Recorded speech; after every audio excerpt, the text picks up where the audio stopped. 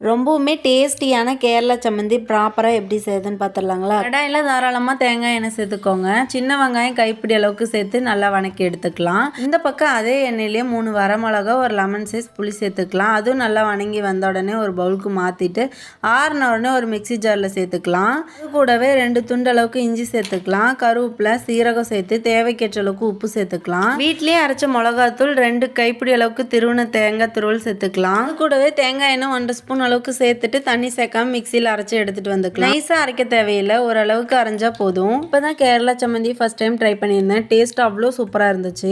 நீங்கள் யாரெல்லாம் இந்த டிஷ்ஷை ட்ரை பண்ணி டேஸ்ட் பண்ணீங்கன்னு மறக்காம கமெண்ட்ல சொல்லுங்க. இது கூடவே பொரிச்ச மீன், கேரளா சம்மந்தி சூடாக சாப்பாட்டை வச்சு தேங்காய் எண்ணெய் கொஞ்சம் ஊற்றி சாப்பிடும்போது அவ்வளோ சூப்பராக இருந்துச்சு. மறக்காம ட்ரை பண்ணி பாருங்க. யாருக்கெல்லாம் கேரளா சம்மந்தி ஃபேவரட்ன்றதை மறக்காம கமெண்ட்ல சொல்லுங்க. நம்ம சேனலை இதான் ஃபர்ஸ்ட் டைம் பார்க்குறீங்கன்னா மறக்காம லைக் அண்ட் சப்ஸ்கிரைப் பண்ணி சப்போர்ட் பண்ணுங்க. பாய்.